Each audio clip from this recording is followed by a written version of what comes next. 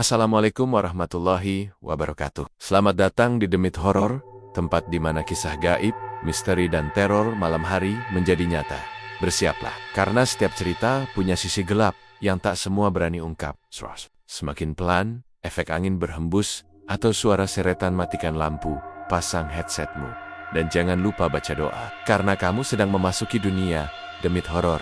Suasana di desa Surodadi menjelang malam 1 Suro terasa berbeda dari hari-hari bayosannya. Udara jadi lebih dingin dari biasanya. Angin berhembus membawa bau kemenyan yang menyelimuti hampir seluruh sudut desa. Daun-daun kering berserakan, seolah enggan menempel di pohon. Langit mendung seperti menahan hujan, tapi tak juga meneteskan air. Anak-anak tak lagi bermain di jalan. Semua rumah menutup rapat pintu dan jendela. Suasana sepi, mencekam, dan sangat menegangkan. Warga desa sibuk mempersiapkan. Sesaat itu, di tiap sudut rumah, tampak berisi bunga setaman, nasi tumpeng kecil, kepala ayam cemani, dan air yang diambil dari 7 mata air berbeda. Orang-orang tua membakar kemenyan, sambil membisikkan doa-doa dengan mata terpejam dan bibir bergetar. Mereka meyakini, malam 1 Suro adalah malam di mana batas dunia gaib dan dunia manusia menjadi sangat tipis. Jika tidak menghormati para leluhur, maka petaka bisa datang sewaktu-waktu di ujung desa. Sebuah rumah tua yang lama tak berpenghuni, baru saja dibeli oleh seorang pendatang dari kota. Namanya Pak Damar, bersama istrinya Bu Yani dan anak laki-lakinya, yang masih berusia 7 tahun. Raka, mereka baru pindah 3 hari lalu. Pak Damar dikenal sebagai orang yang teguh dalam agama. Ia sopan, berpendidikan, dan tampak sangat menghormati warga sekitar. Namun ketika beberapa tetangga datang, memperingatkan tentang tradisi sesajen malam 1 Suro, ekspresinya berubah. Mohon maaf, Pak RT, Bu Sarni, saya tidak bisa ikut membuat sesajen. Saya tidak percaya pada hal-hal seperti itu, ucap Pak Damar dengan tenang. Saya khawatir ini bisa menjerumuskan pada syirik. Pak RT menarik napas panjang. Mas Damar, ini bukan soal percaya atau tidak percaya. Ini tentang menghormati. Leluhur di sini bukan seperti cerita dongeng. Mereka masih ada. Kita hanya jaga adat, jaga keselamatan. Tapi saya hanya takut Tuhan marah, Pak, jawab Pak Damar singkat. Malam pun tiba, desa makin sunyi. Rumah-rumah tertutup rapat. Suara jangkrik pun terdengar ragu-ragu. Di luar rumah Pak Damar, tampak gelap gulita. Tak ada sesajen, tak ada asap kemenyan. Di dalam rumah, lampu berkedip-kedip, seolah takut untuk menyala terang. Raka tiba-tiba berdiri menatap jendela, matanya terpaku. Bu, ada yang duduk di bawah pohon pisang itu. Dia ketawa. Bu, katanya pelan. Bu Yani menoleh cepat, tapi tak melihat apapun. Jangan bercanda nak, udah malam, tidur yuk. Tapi dia manggil aku. Tangannya panjang banget, kayak tali. Bisik Raka sambil memeluk ibunya. Tiba-tiba suara ketukan terdengar dari pintu depan. Tok, tok, tok. 3 kali. Tidak ada yang sedang bertamu malam itu. Pak Damar maju dan membuka pintu perlahan. Tidak ada siapa-siapa, hanya kegelapan pekat dan suara angin yang seperti berbisik, balikna kembangku. Kembalikan bungaku, lampu meneduk. Mati, seluruh rumah jadi gelap. Suara gamelan mulai terdengar samar, seperti dari kejauhan, pelan tapi menyeramkan. Dentingan suara gong bercampur bisikan tangis dan tawa kecil. Di kamar, Raka mulai kejang-kejang dan matanya melotot. Ia bicara dengan suara yang bukan miliknya. Kowe ngundang petaka. Wiswayahe diganti tumbal. Kau mengundang petaka. Sudah waktunya diganti tumbal. Pak Damar langsung menggendong Raka dan memeluk istrinya yang menangis ketakutan. Mereka membaca doa-doa keras, namun suara gamelan makin dekat, makin jelas. Dan makin cepat temponya, cahaya merah menyala dari luar rumah, seperti kobaran api yang menari di tengah gelap malam. Ketika Pak Damar mengintip dari celah jendela, ia melihat sesuatu yang membuat darahnya seolah berhenti mengalir. Puluhan sosok berselendang putih berdiri di halaman rumah, mengelilingi bangunan itu sambil menunduk. Mereka seperti mayat hidup, dengan wajah tertutup rambut, dan tubuhnya membusuk. Di tengah-tengah mereka, berdiri satu sosok nenek tua mengenakan kain hitam, matanya kosong. Namun dari mulutnya keluar tawa cekikikan yang menyayat telinga. Pak Damar, mundur perlahan, suara itu terdengar lagi. Wiswayahe, tumbal kudu dibayar. Tiba-tiba semua pintu tertutup sendiri, cermin-cermin retak, dan lantai seperti bergerak-gerak. Aroma darah menyengat memenuhi ruangan. Malam itu terasa sangat panjang. Dan ketika matahari pagi mulai muncul, hanya keheningan yang tersisa di rumah Pak Damar. Raka tidur tanpa sadar. Bu Yani pucat dan tidak berhenti menangis. Sedangkan Pak Damar hanya terduduk di ruang tamu, tak berkata apa-apa. Di luar rumah mereka, tetangga berkumpul diam-diam. Tak satu pun berani mendekat, karena semua tahu kutukan itu sudah mulai bangkit. Dan pendatang baru telah membuka pintu yang selama ini sengaja dikunci rapat oleh warga desa Surodadi. Pagi itu, langit desa Surodadi mendung, padahal matahari sudah tinggi. Awan kelabu menggantung seolah enggan pergi. Rumah Pak Damar tampak suram, tirai-tirai tertutup. Tidak ada aktivitas seperti biasanya, seakan rumah itu sedang berkabung. Pak Damar duduk diam di ruang tamu sejak semalam, matanya kosong, wajahnya pucat. Ia tidak tidur sedikit pun. Dalam benaknya masih terngiang suara-suara gamelan dan sosok-sosok menyeramkan yang berdiri di halaman rumahnya. Bu Yani yang semalaman terus menangis kini hanya bisa memeluk Raka yang terbaring lemas. Anak itu belum sadarkan diri sepenuhnya. Tubuhnya dingin, napasnya tidak teratur. Kadang bibirnya bergetar, seolah membisikkan sesuatu. Tiba-tiba, Raka membuka mata. Ia duduk pelan, menatap ibunya tanpa ekspresi. Tapi matanya, bukan mata Raka, penuh kebencian, dingin, dan tak berkedip. "Di mana bunganya?" ucap Raka pelan, dengan suara berat yang bukan suaranya. Bu Yani langsung mundur, gemetar. "Raka, nak, kamu ngomong apa?"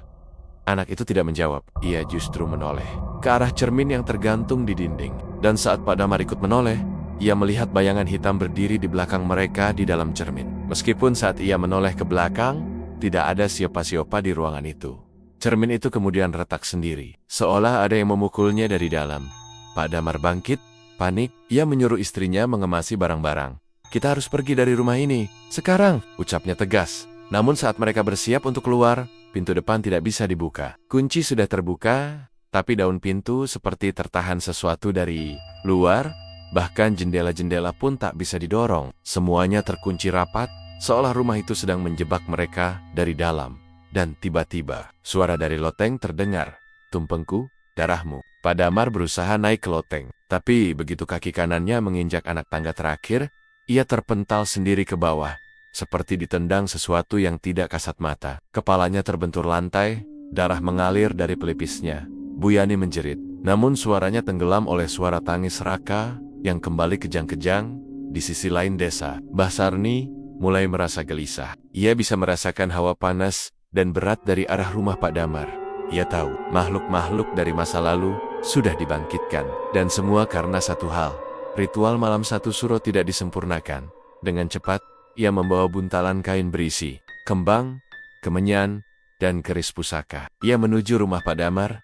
Meski warga lain melarang, di dalam rumah, Bu Yani mulai mendengar suara langkah kaki di plafon. Seperti ada yang berjalan mondar-mondir di atas mereka.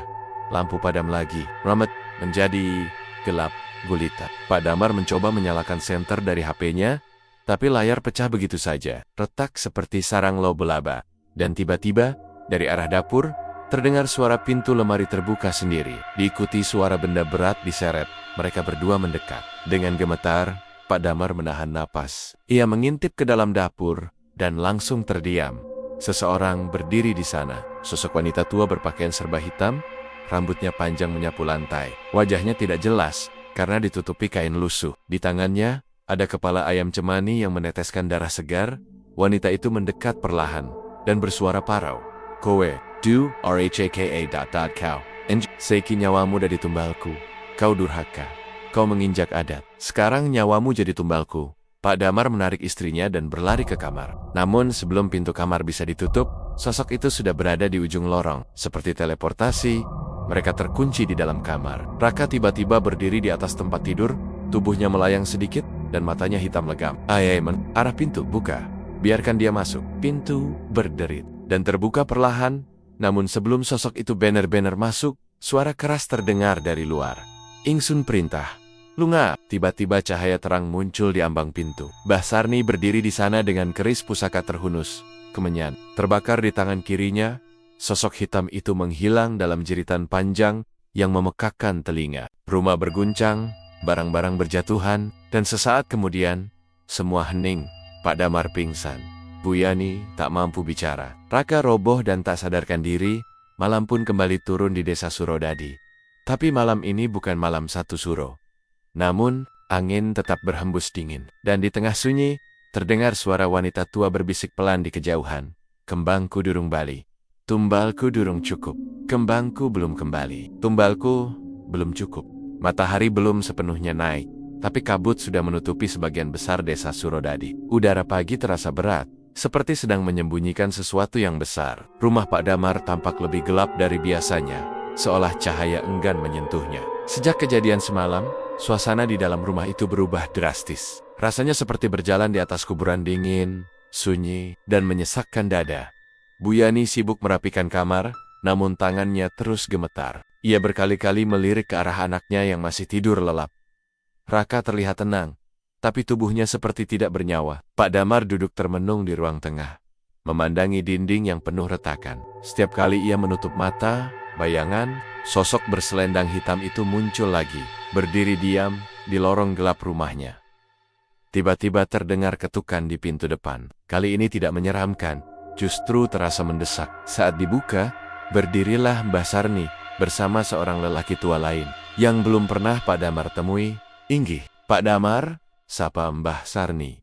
"Perkenalkan, ini Pak Wiryo. Beliau sesepuh desa ini, yang tahu banyak tentang masa lalu desa Surodadi dan rumah yang sampean tempati itu." Pak Damar mempersilakan mereka masuk. Bu Yani menyajikan air hangat, meski tangannya masih bergetar. Raka tetap belum bangun, meski wajahnya terlihat lebih segar. Pak Wiryo membuka percakapan dengan suara berat dan lambat. "Mas Damar, sampean belum paham betul soal tanah yang panjenengan injak ini. Rumah yang sampean beli, bukan rumah biasa." Pak Damar menelan ludah. "Apa maksudnya, Pak?" Pak Wiryo menatap lurus ke arah Pak Damar, lalu mulai bercerita. Puluhan tahun lalu, sebelum desa ini bernama Surodadi, tempat ini hanyalah hutan belantara. Penduduk pertama yang membuka wilayah ini adalah seorang dukun sakti bernama Ki Surya Kawedar. Ia tidak hanya sekadar dukun, tapi juga penjaga batas antara dunia manusia dan dunia lelembut. Namun kekuatannya berasal dari perjanjian darah dengan makhluk halus dari alam lain. Setiap tahun, tepat malam 1 Suro, Ki Surya mempersembahkan tumbal, biasanya seekor ayam cemani dan sesajen lengkap. Tapi ada 1 tahun yang berbeda. Istri Ki Surya meninggal karena sakit keras. Dalam keputusasaan,nya ia mengorbankan anak kandungnya sendiri untuk ritual. Warga yang mulai merasa ada yang tidak beres, diam-diam menyelidiki. Dan mereka menemukan rahasia kelam itu, ruang bawah tanah penuh darah, bekas ritual, dan suara-suara jeritan yang tidak berasal dari manusia. Amarah warga meledak. Ki Surya diikat dan dibakar hidap-hidap di halaman rumahnya sendiri, tepat di mana Pak Damar kini tinggal. Namun sebelum api menelan tubuhnya, Ki Surya tertawa keras. Matanya merah menyala, lalu berkata, "Kutukanku akan hidup selamanya. Yang menolak penghormatan malam 1 Suro akan menjadi tumbalku selanjutnya." Sejak saat itu, warga setiap tahun membuat sesajen di malam 1 Suro. Bukan karena percaya penuh, tapi karena takut kutukan itu bangkit. Dan memang, setiap kali ada warga yang mencoba melawan, akan ada yang mati mengenaskan. Pak Damar mendengarkan cerita itu dengan wajah pucat. Ia tidak menyangka rumah yang ia beli dengan tabungan seumur hidup justru adalah tempat di mana darah tertumpah dan kutukan terlahir. "Kenapa kalian tidak bilang sejak awal?" tanya Pak Damar dengan nada getir. Mbah Sarni menghela napas. "Kami sudah memberi isyarat, Mas. Tapi sampean terlalu yakin bahwa semua ini hanya tahayul. Padahal tanah ini punya aturannya sendiri." Pak Wiryo menambahkan, "Kita tidak menyembah selain Tuhan, tapi adat yang sudah mengakar selama ratusan tahun tak bisa kita injek-injek begitu saja. Karena kadang yang kita anggap tahayul justru sedang menjaga kita dari bahaya yang lebih besar." Tiba-tiba, dari dalam kamar terdengar suara jeritan Raka. Semua berlari ke kamar. Raka berdiri tegak, matanya masih tertutup, tapi mulutnya terus mengucapkan kalimat yang membuat bulu kuduk merinding. Dia marah. Bunganya belum kembali. Tambelnya belum cukup. Pak Wiryo langsung menaburkan bunga setaman ke tubuh Raka dan membacakan doa-doa. Tubuh Raka terhempas ke tempat tidur dan kembali tak sadarkan diri. Pak Damar memeluk anaknya. Air matanya jatuh.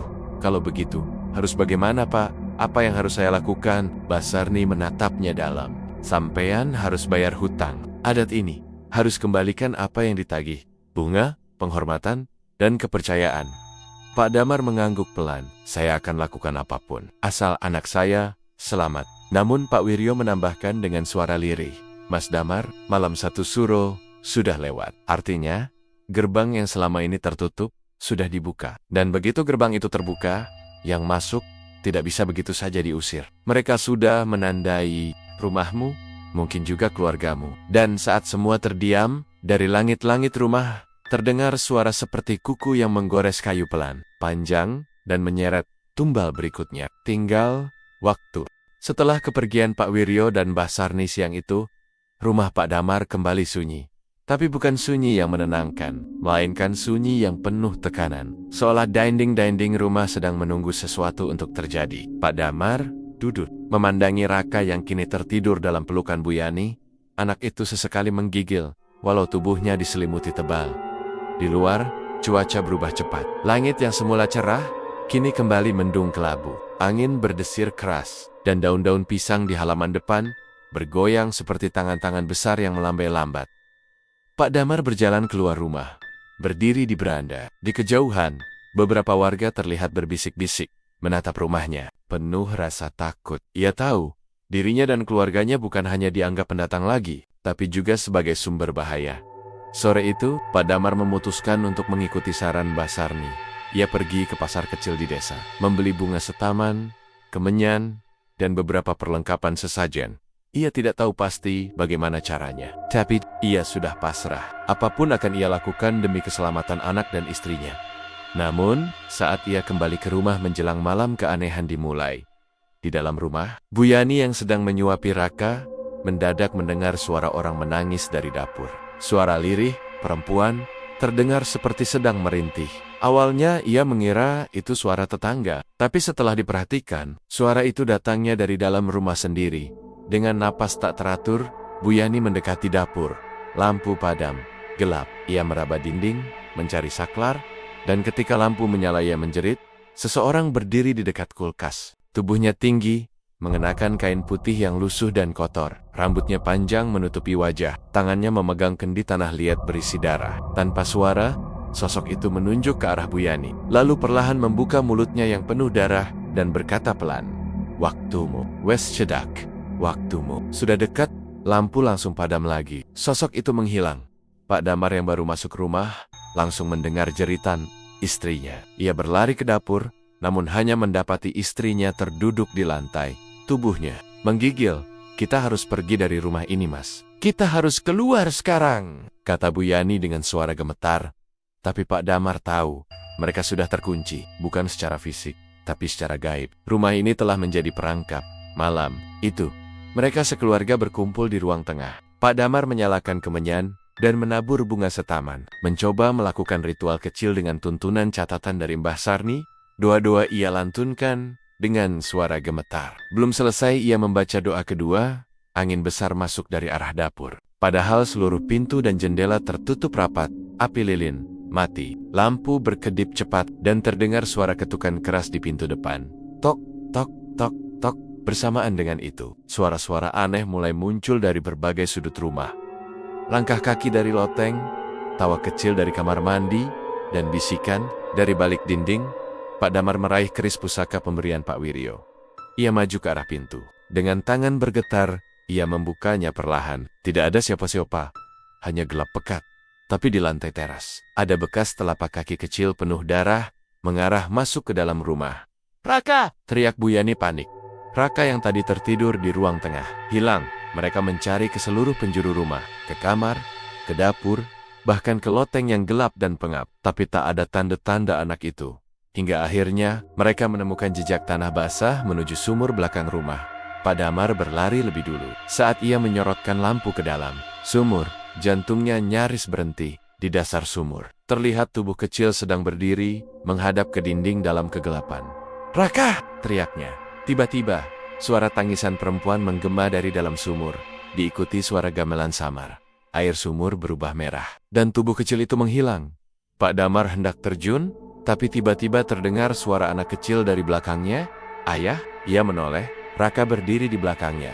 Tubuhnya basah kuyup, tapi tidak ada bekas luka. Ia seperti baru bangun dari tidur. "Aku mimpi ya, ketemu nenek pakai kain hitam," dia bilang. "Aku yang paling pas buat temenin dia di dunia lain." Bu Yani memeluk anaknya erat. Pak Damar menoleh ke sumur, tapi kini airnya bening dan tidak ada apapun di dasar sana. Namun, di bibir sumur, tergeletak sebuah cincin perak, bukan milik mereka. Ada ukiran nama tua Surya Kaudar. Keesokan paginya, kabar buruk menyebar cepat di desa. Pak Sastro, tetangga terdekat rumah Pak Damar, ditemukan tergantung di lumbung padi. Kepalanya menghadap rumah Pak Damar. Di bawah tubuhnya, tersusun bunga setaman yang sudah layu dan berlumuran darah. Di dadanya tertancap duri pisang kering, membentuk pola ulanan simbol tradisional malam satu suro. Warga geger. Semua tahu, tumbal pertama telah diambil. Dan yang paling mengerikan, Pak Sastro adalah satu-satunya warga yang diam-diam pernah mengejek ritual sesajen. Setelah pemakaman Pak Sastro, suasana desa Surodadi menjadi semakin mencekam. Tidak ada lagi suara ayam berkokok pagi itu, tak ada anak kecil bermain di halaman. Semua warga memilih diam di dalam rumah. Gerbang rame-rame dikunci rapat, jendela ditutup kain hitam, dan kemenyan dibakar hampir di setiap sudut rumah. Aroma pekatnya memenuhi udara desa. Rumah Pak Damar kini benar-benar dijauhi. Tak ada satupun warga yang berani melintasi depan rumah itu. Bahkan, anak-anak kecil pun dilarang lewat dekatnya. Seolah rumah itu telah menjadi sumber kutukan yang tak lagi bisa dikendalikan. Namun, Pak Damar tidak tinggal diam. Ia sadar, semua yang terjadi bukan sekadar kejadian horor biasa. Ini adalah kutukan lama yang hidup kembali, dan keluarganya menjadi bagian di dalamnya. Ia memutuskan untuk kembali menemui Pak Wiryo, berharap lelaki tua itu bisa membantunya mengungkap kebenaran yang selama ini ditutupi. Dengan langkah cepat dan wajah penuh kecemasan, Pak Damar berjalan melewati kebun belakang dan menuju ke rumah Pak Wiryo yang terletak di pinggiran desa. Sesampainya di sana, Pak Wiryo sudah menunggunya di beranda. Seakan tahu Pak Damar akan datang. "Sampean sudah melihat sendiri kan?" kata Pak Wiryo lirih. "Satu nyawa sudah diambil, dan kalau tidak diselesaikan, darah yang tumpah akan makin banyak." "Apa yang harus saya lakukan, Pak?" tanya Pak Damar putus asa. "Saya tidak ingin anak dan istri saya jadi tumbal selanjutnya." Pak Wiryo menatapnya tajam, lalu memanggil Mbah Sarni yang berada di dapur. Mereka mengajak Pak Damar masuk ke sebuah ruang kecil di belakang rumah, yang penuh dengan pusaka-pusaka tua dan lembaran lontar berisi tulisan tangan kuno. Di tengah ruangan itu, di atas kain mori putih, diletakkan sebuah kendi tanah liat yang sangat mirip dengan yang dilihat Bu Yani saat di dapur malam itu. Warnanya kehitaman, dengan simbol aneh di permukaannya mirip ukiran ular dan matahari. Inilah yang disebut warga desa sebagai kendi Kawedar. Jelas Pak Wiryo, benda ini dibuat oleh Ki Surya Kawedar sendiri. Dulu, kendi ini digunakan untuk menampung darah dari setiap ritual malam satu suro, darah hewan, dan kadang darah manusia. Pak Damar terdiam, matanya memandangi kendi itu dengan perasaan ngeri. "Kendi ini bukan sekadar wadah," lanjut Mbah Sarni. "Ia adalah penyimpan janji. Janji antara Ki Surya dengan makhluk dari alam lelembut. Selama kendi ini utuh dan belum dikembalikan ke tempat asalnya, kutukan akan terus hidup dan akan selalu menuntut tumbal." "Tempat asalnya?" tanya Pak Damar. Pak Wiryo mengangguk. "Ruang bawah tanah rumah yang sampean tinggali. Di sanalah kendi ini pertama kali ditanam, dan di sanalah tubuh anak kandung Ki Surya dikorbankan. Disiram dengan darah, lalu dikubur bersama kendi ini sebagai meterai perjanjian." Pak Damar merinding. "Jadi, jika kendi ini dikembalikan, kutukan bisa berhenti?" "Tidak semudah itu," kata Mbah Sarni. "Kendi ini haus. Ia akan meminta darah terakhir sebelum ditutup selamanya." Malam pun tiba. Langit gelap gulita, tanpa bintang. Angin dingin seperti bisikan maut merayap masuk lewat celah jendela rumah Pak Damar. Bersama Mbah Sarni dan Pak Wiryo, mereka membawa kendi tersebut kembali ke rumah. Setibanya di sana, rumah terasa lebih sunyi dari biasanya. Bahkan suara detak jam dinding pun seolah menghilang. Mereka mencari pintu menuju ruang bawah tanah, yang menurut catatan lama berada di bawah lantai ruang tamu. Mereka mengangkat karpet dan mendapati papan kayu yang agak menonjol. Setelah dibuka, terlihat lubang gelap yang mengarah ke bawah tanah. Bau busuk langsung menyergap bau tanah bercampur darah dan bangkai. Dengan membawa lilin dan kemenyan, mereka turun perlahan. Ruang bawah tanah itu sempit dan pengap, dindingnya dari batu bata merah tua. Dan di tengah ruangan terdapat bekas altar batu yang sudah retak. Di altar itu, masih terlihat noda darah hitam yang mengering. Mbah Sarni mulai membaca mantra, dan Pak Wiryo menaburkan bunga. Pak Damar meletakkan kendi perlahan di atas altar. Namun saat kendi itu menyentuh batu, tanah mulai bergetar. Dari balik dinding terdengar suara-suara yang menggema. "Darahku ditukar. Darahmu jadi bayaran. Janji belum ditepati. Tumbal belum cukup." Tiba-tiba, angin besar berhembus dari lorong gelap. Lilin mati. kemenyan padam. Dan dari sudut ruangan, muncul sosok tinggi berselendang hitam, wajahnya hancur separuh, matanya putih kosong. Simbah Kawedar, bisik Mbah Sarni gemetar. Sosok itu melayang mendekat, tangannya mengarah ke dada Pak Damar.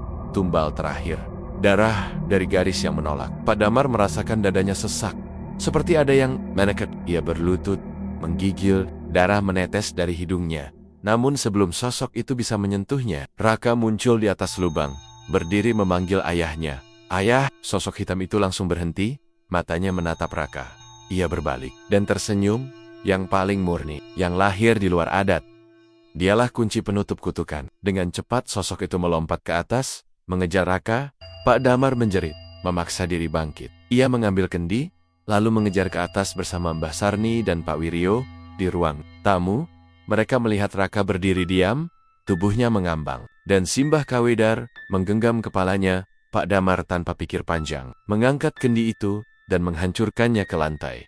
BRA, kendi pecah, darah menyembur keluar seperti semburan lava panas. Jeritan panjang menggema, menggetarkan dinding. Rama, Simbah Kawedar terbakar dalam cahaya merah menyala, tubuhnya meleleh, lalu menghilang bersama beanggen-beanggen lain yang muncul dari setiap sudut rumah Roka Terjata.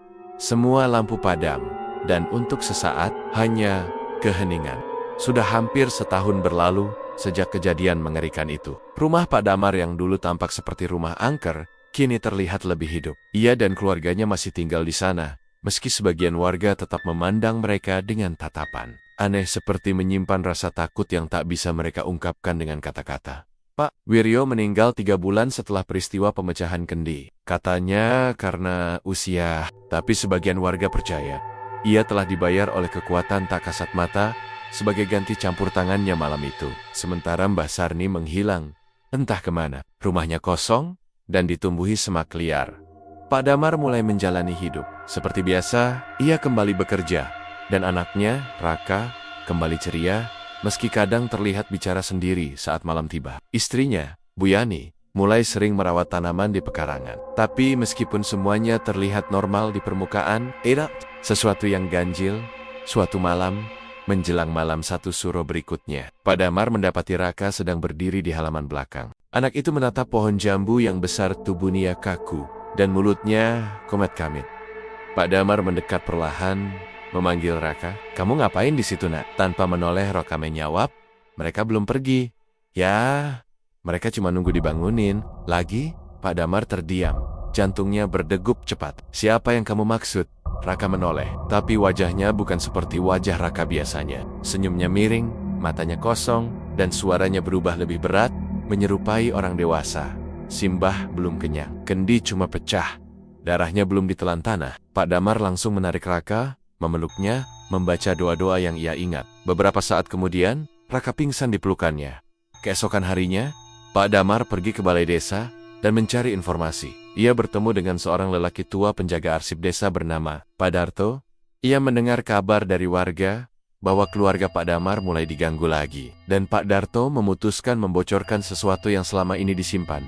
"Ada catatan tentang rumah sampean, Mas," ucap Pak Darto sambil membuka berkas kuno yang warnanya sudah kecoklatan. Dulu, rumah itu bukan milik warga biasa, tapi tempat tinggal orang pinter sakti bernama Nyai Asilaras, murid terakhir dari Ki Surya, Kodar. Dia yang nyambung perjanjian setelah Ki Surya mati, tapi dia gagal. Kendi itu malah dikubur kembali, dan darah baru diperlukan.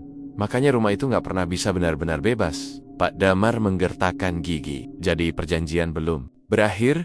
Pak Darto mengangguk pelan. "Belum. Dan kalau benar anakmu jadi kunci dari tumbal yang tertunda, maka malam satu suro ini yang jatuh. Besok malam akan jadi klimaksnya." Malam satu suro pun tiba. Angin dingin bertiup sejak sore. Langit gelap lebih cepat dari biasanya. Bulan menghilang di telan awan hitam. Di rumah Pak Damar, suasana mulai berubah. Pecahan kendi yang dulu sudah dibersihkan, entah bagaimana, kembali muncul di lantai ruang tengah. Tapi kali ini, berdarah. Darah segar, menetes, dan menyebar ke arah dapur. Pak Damar panik, ayamin Raka, dan menyuruh Bu Yani mengemasi barang. Tapi saat mereka hendak keluar rumah, pintu depan tertutup sendiri dengan keras. Terkunci, dari jendela, bayangan hitam berdiri. Sosok wanita berselendang merah, rambut panjang menjuntai, matanya hitam legam menatap ke dalam. "Nyai Asilaras, Suara tangisan anak kecil terdengar dari loteng, padahal rumah itu tak pernah punya ruang atas. Raka mulai menjerit, tubuhnya mengejang, dan dari mulutnya keluar suara perempuan. Janji belum ditepati, darah belum cukup. Waktunya menuntaskan perjanjian. Lampu Mardi. Rumah dipenuhi suara erangan, bisikan, dan langkah kaki yang berat. Dinding mulai retak-retak. Dari sela-sela retakan keluar cairan merah gelap. Pak Damar berlari membawa Raka ke kamar, membarikade pintu dengan lemari. Bu Yani memeluk Raka sambil terus membaca ayat-ayat suci. Tapi suara tangisan semakin keras, dan tiba-tiba lemari bergeser sendiri. Pintu terbuka perlahan. Bayangan Nyai Asih berdiri di depan pintu. Ia menunjuk ke arah Raka. Anakmu lahir tanpa adat, ia belum dikenalkan pada tanah, pada leluhur. Ia milikku sekarang. Dengan langkah cepat, sosok itu melayang ke arah Raka. Pak Damar, dalam ketakutan luar biasa, akhirnya menantang makhluk itu. Kalau kau butuh darah, ambil darahku, jangan anakku. Nyai Asih berhenti. Senyum mengembang di wajah pucatnya. Kau menawarkan dirimu. Pak Damar mengangguk. Tubuhnya gemetar. Ia mengambil pisau kecil dari laci meja dan menggores telapak tangannya sendiri, membiarkan darahnya menetes ke lantai. Tiba-tiba, dari retakan lantai muncul tangan-tangan hitam, menjulur ke atas dan menarik Pak Damar ke bawah. Ia sempat menatap Raka dan tersenyum. Jaga ibumu. Lalu tubuhnya tertelan, bumi ditarik ke dalam kegelapan yang tak berujung. Semua suara langsung hilang. Rumah kembali terang. Retakan menghilang. Bu Yani memeluk Raka yang mulai sadar. Di lantai, hanya tersisa darah yang mulai mengering, bukti bahwa perjanjian telah ditebus. 1 bulan setelah kepergian Pak Damar secara misterius, suasana desa Wonosari kembali tenang di permukaan. Tapi ketenangan itu seperti air danau yang tenang, menyembunyikan pusaran kuat di bawahnya. Bu Yani masih menetap di rumah itu bersama Raka. Meskipun banyak yang menyarankan untuk pindah, ia bersikeras untuk tetap tinggal. Bukan karena keberanian, tapi karena firasat. Ia yakin arwah suaminya masih berada di rumah itu, menjaga mereka. Namun, sejak malam 1 suro itu, Raka menjadi semakin aneh. Ia sering menggambar simbol aneh di kertas. Simbol yang tak diajarkan di sekolah. Kadang ia duduk menghadap tembok selama berjam-jam, seperti sedang berbicara dengan seseorang. Saat ditanya, ia hanya menjawab, ayah belum pergi. Dia cuma ada di bawah rumah. Bu Yani mulai khawatir. Ia membawa Raka ke ustadz, ke psikolog, bahkan ke dukun tua di desa sebelah. Tapi semua memberikan jawaban yang sama. Anak ini membawa warisan yang tidak bisa dicabut. Ia sudah ditandai. Tengah malam, beberapa hari setelah bulan purnama, Bu Yani terbangun oleh suara langkah kaki. Awalnya ia kira maling. Tapi saat membuka pintu kamar, ia melihat Raka berdiri di depan dapur, menghadap lantai yang sudah ditutupi karpet. Raka memegang kapur putih. Ia menggambar sebuah lingkaran besar dengan simbol-simbol seperti dalam gambarannya. Matanya kosong, tubuhnya gemetar. Raka, kamu ngapain, nak? Raka tak menjawab. Lalu dari mulutnya keluar suara berat. Bukan suaranya yang biasa. Darah sudah ditumpahkan, tapi gerbang belum tertutup. Darah anaknya harus menyempurnakan perjanjian. Yani berlari, memeluk Raka, mencoba menghentikan ritual aneh itu. Tapi tiba-tiba, lantai dapur bergetar, dan dari dalam tanah, terdengar suara seperti orang mengetuk pintu dari dalam. Duk, duk, duk. Simbol yang digambar Raka menyala merah, dan cahaya hitam muncul dari bawah lantai. Bu Yani berteriak, membaca ayat-ayat yang dia ingat, tapi cahaya itu semakin kuat. Raka menjerit, lalu pingsan. Lantai kembali diam. Hanya tersisa bau belerang dan darah yang meleleh dari simbol di lantai. Keesokan harinya, Bu Yani membawa Raka ke rumah Mbah Rengat, seorang sesepuh desa yang tinggal di ujung hutan kecil. Lelaki tua itu jarang keluar rumah, tapi konon punya hubungan langsung dengan sejarah kegelapan desa Wonosari. Setelah melihat Raka, Mbah Rengat langsung pucat. Ia berkata, anak ini telah menjadi wadah untuk jiwa yang belum selesai. Arwah suamimu tak bisa pergi, karena tubuh anakmu menjadi jembatan antara 2 dunia. Ini bukan hanya tentang tumbal, tapi tentang warisan darah. Bu Yani meneteskan air mata. Apa yang harus saya lakukan, Mbah? Saya nggak mau kehilangan anak saya juga. Mbah Rengat terdiam lama. Lalu ia mengeluarkan sebuah kotak kayu tua dari balik lemari. Di dalamnya ada gulungan kain kuno dan sebutir biji seperti batu hitam. Ini adalah peninggalan dari Ki Surya Kawedar. Hanya bisa digunakan sekali. Jika kau benar-benar siap, kau bisa menutup gerbangnya. Tapi, akan ada harga yang harus dibayar. Harga yang lebih besar dari sekadar nyawa. Malam berikutnya, Bu Yani melakukan apa yang Mbah Rengat ajarkan. Ia menggali tanah di bawah rumahnya, tepat di titik di mana Raka menggambar simbol. Di sana ia menemukan sesuatu yang selama ini tersembunyi. Petak tanah berisi tulang belulang dan kendi lain yang belum pecah. Kendi itu hitam legam dengan seperti es, dan saat disentuh, terdengar suara-suara rintihan dari dalamnya.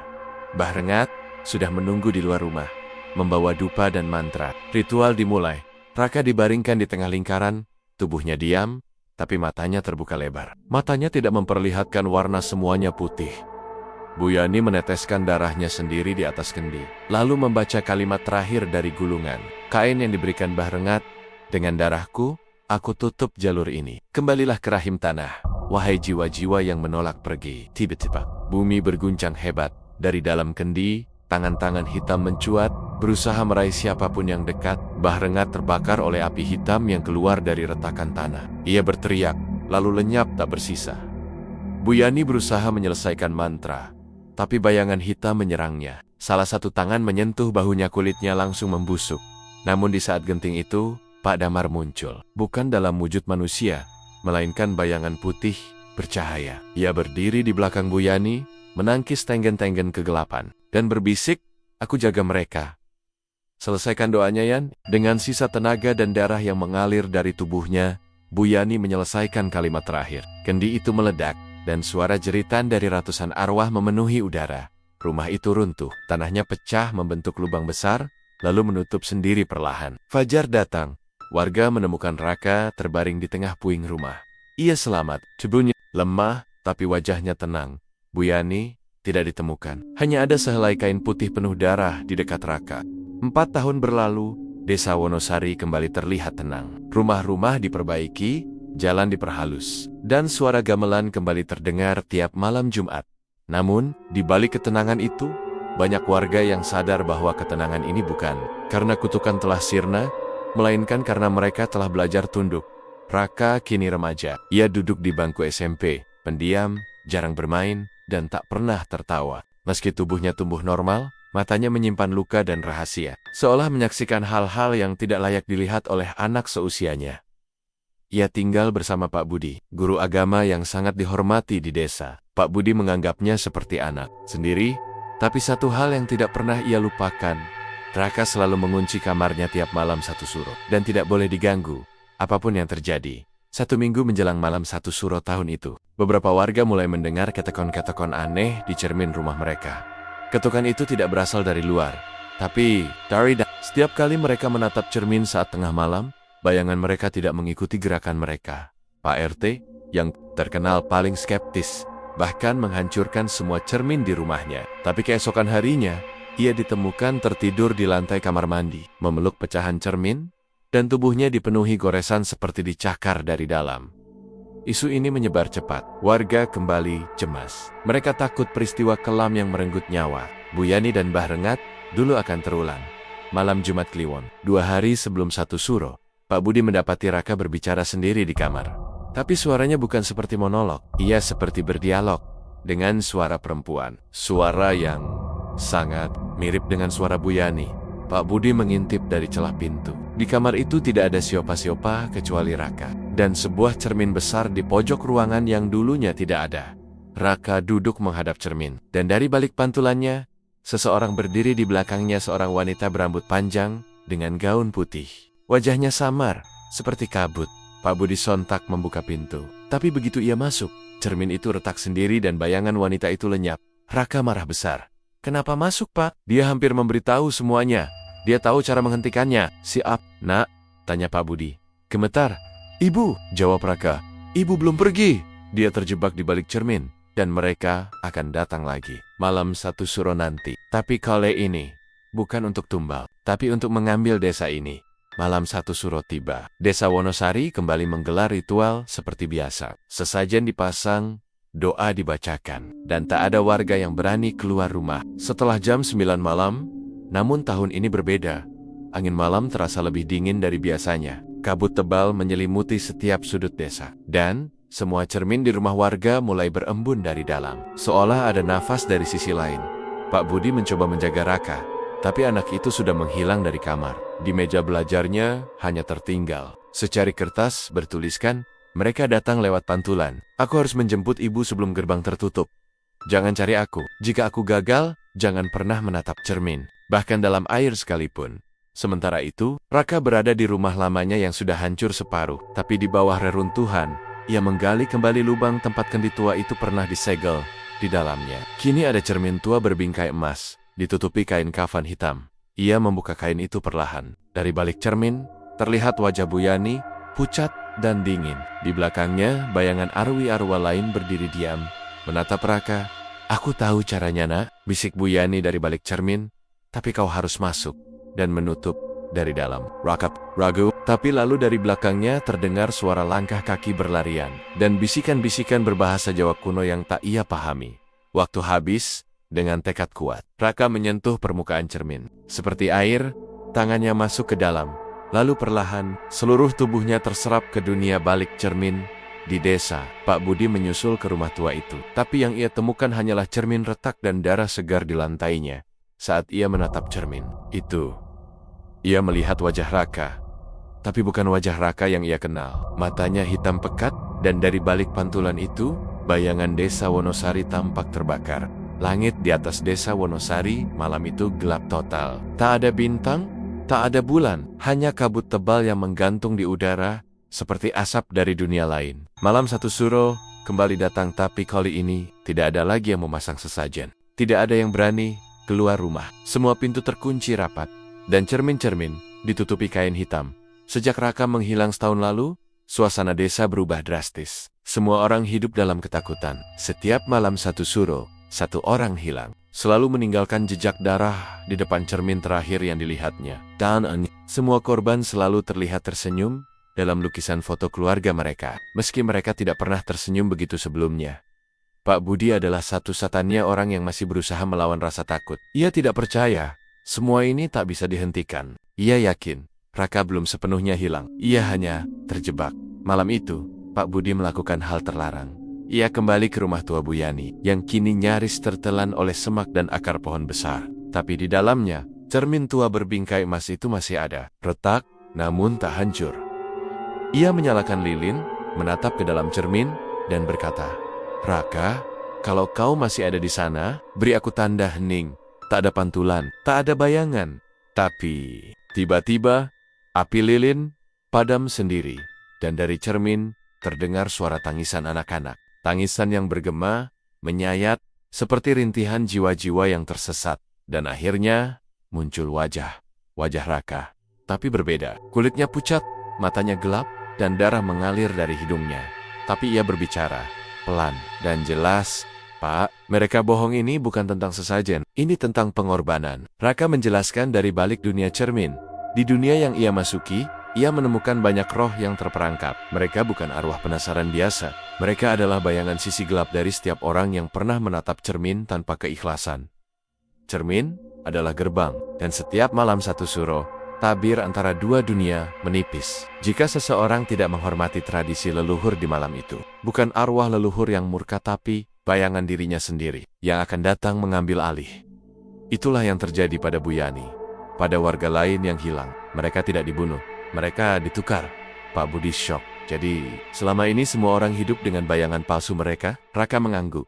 Tapi itu belum terlambat. Kalau Pak Budi berani masuk, kita bisa menghancurkan gerbangnya. Dari dalam, tapi harus sekarang, sebelum fajar. Dengan tekad yang menggigil, Pak Budi menyentuh permukaan cermin. Tubuhnya seperti terserap oleh es dingin, gelap. Lalu, ia terbangun di dunia cermin. Langit di sana merah. Desa Wonosari tampak terbalik, seperti dilihat dari bawah air. Semua rumah terlihat hancur, dan di antara reruntuhan, orang-orang berjalan dengan wajah kosong tanpa mata. Mereka adalah bayangan dari warga asli. Raka berdiri di tengah jalan, memegang kendi tua yang dahulu disembunyikan oleh Bu Yani. Kendi ini bukan tempat pesugihan, tapi penjara untuk roh tertua. Ia yang menjaga gerbang antara dunia ini dan dunia kita. Tiba-tiba, tanah bergetar. Dari arah hutan, muncul sosok besar tingginya hampir 5 meter, bertanduk dan membawa wajah-wajah dari semua korban yang pernah hilang. Sosok itu makhluk asli dunia bayangan. Ia dikenal sebagai Ningratna Petak, roh penjaga gerbang malam satu suro. Ia mengaum, dan dari tubuhnya memancar sermin-sermin kecil yang mengapung, menampilkan wajah ketakutan orang-orang di dunia nyata. Pertarungan dimulai. Raka dan Pak Budi berlari menuju tengah desa bayangan, ke tempat pohon beringin tua tumbuh terbalik dari langit. Di sanalah gerbang utama berada. Mereka harus menghancurkan kendi di bawah akar pohon itu, agar tabir antara dua dunia tertutup selamanya. Tapi Ningratna mengejar. Cermin-cermin kecil beterbangan, mengiris kulit mereka seperti kaca tajam. Raka terluka parah, tapi ia tetap berlari, menggenggam kendi itu erat. Pak Budi, bacakan doa yang biasa dibaca saat malam satu suro. Dengan suara gemetar, Pak Budi mulai membaca doa-doa leluhur. Udara bergetar, pohon beringin bergetar hebat. Ningratna meraung, tubuhnya mulai retak seperti kaca, pecah.